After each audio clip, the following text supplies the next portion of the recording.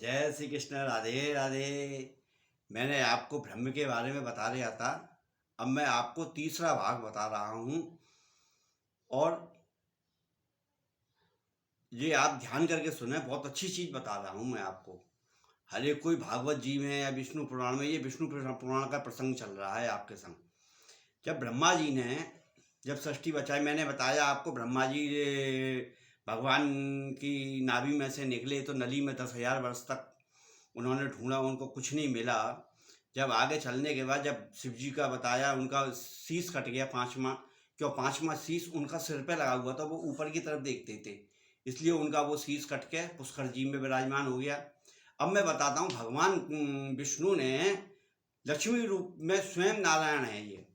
ये अलग नहीं है, ये तो बाद में लीला रची है। समुद्र मंथन में फिर दिखाया गया है, माता लक्ष्मी निकली है, ये रतन निकले हैं, ये इनकी लीला का सबरा हिस्सा है। वैसे स्वयं एक ही हैं, शक्ति स्वरूपा भी और ये स्वयं नारायण।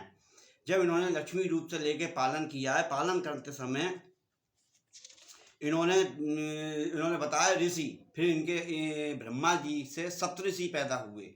तो सप्तऋषियों में सप्तऋषियों में फिर सबसे बड़े ऋषि थे कश्यप ऋषि। तो जब जब षष्ठी उत्पत्ति होने लगी, दक्ष की कन्याएं सबरी कश्यप ऋषि को ब्याह दी गई। जब कश्यप ऋषि को दक्ष की कन्या हुई तो उनसे दिति और आदिति हैं। दिति के तो हुए देवता और आदिति के हुए राक्षस, दानव। क्यों? ये दानव और ये सिक्के के दो पहलू हैं, देवता और दानव। अगर देवता ही देवता हैं तो दानवों की पहचान नहीं, और दानव ही दानव है तो देवताओं की मालूम नहीं।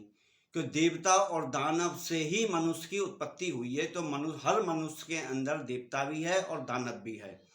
तो इसमें लेके देवता और दानव भी पैदा हुए हैं। और जो इनकी जो पत्नियां थी कश्यप ऋषि की, इनसे न पशु पक्षी जानवर, ये सब कश्यप ऋषि की संतान है। जो पृथ्वी के ऊपर जितने भी आपके चराचर अचर और आपके जड़ चेतन जितने भी हैं, ये सब कश्यप ऋषि की संतानें हैं।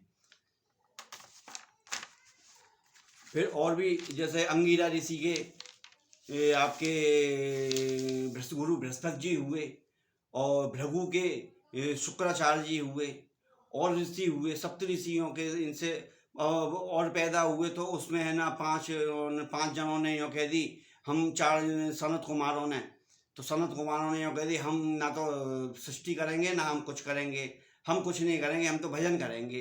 तो उस दक्ष जी को गुस्सा आ गया था। तो दक्ष जी ने यूँ कह दी, जाओ तुम ऐसे ही बने रहो। तो चाहे कितने भी युग बीते, कितने भी समय बीते, मगर सनत कुमार 5 वर्ष के ही बने रहते हैं। तो ऐसे ही अपना हिसाब संविधान है, भगवान की सेवा है, जो भी है ये हमेशा एक सी बनी रहेगी, सदा से सदा तक। जब ही इसका नाम सनत कुमारों से सनातन धन पड़ गया है। ये क्यों? सनत कुमार कितने भी युग बीत जाएं, कितने भी काल बीत जाएं, वो हमेशा 5 वर्ष के ही रहेंगे। वो कभी बुढ़े नहीं होते हैं सनत कुमार। इसलिए भगवान विष्णु को पालनहार कहा गया है। वो सबकी हर जन्म लेते हैं, पालते हैं, पोषण करते हैं। अब इसलिए पालनहार होने के बाद शक्ति द्वारा अब इनके संग शक्ति है, सबके संग। आपसे मैं कहता हूँ, आप पूजा करते हैं, पाठ करते हैं, पूजा पाठ में कभी भी निरे भगवान को मत पूजना। बिना शक्ति के भगवान नाराज हो जाएंगे। अभी आपके घर कोई आवे और आपको आवाज़ दे, आपकी पत्नी को आवाज़ दे, तो आप तुरंत देखेंगे ये कौन ने आवाज़ दी। इसलिए प्रभु को अगर तुम्हें पुकारना है तो पहले है ना उनकी पत्नी को आवाज़ देनी पड़ेगी। आप उनकी पत्नी को आवाज़ नहीं दोगे जब तक प्रभु चौकन्ना नहीं होंगे। क्या समझे? इसलिए राम के संग जब आप पूजा करो तो सीता माता की पूजा करो, कृष्ण के संग राधा रानी की पूजा करो, और हरि के संग लक्ष्मी की पूजा करो। इन अवतारों के सृष्टि की ये तारनहार, सृष्टि का तारनहार किया इन्होंने। और अब ये देवता हुए, अब इसी में ही ना आदिति से तो देवता हुए और दिति से राक्षस हुए। अब राक्षसों में आपके है ना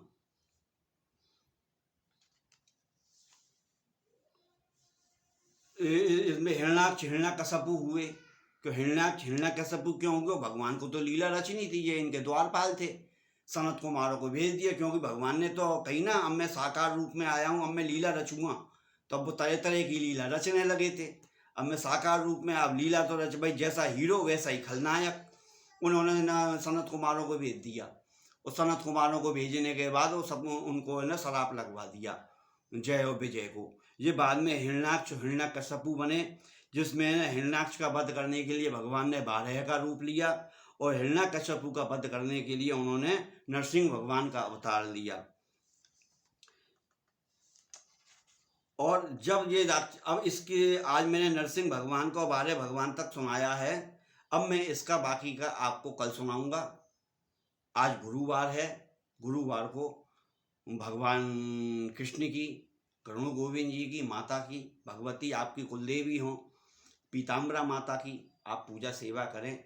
पीली चीज का भोग लगाएं, पीला वस्त्र पहनें, और आपके पीला चंदन लगाएं।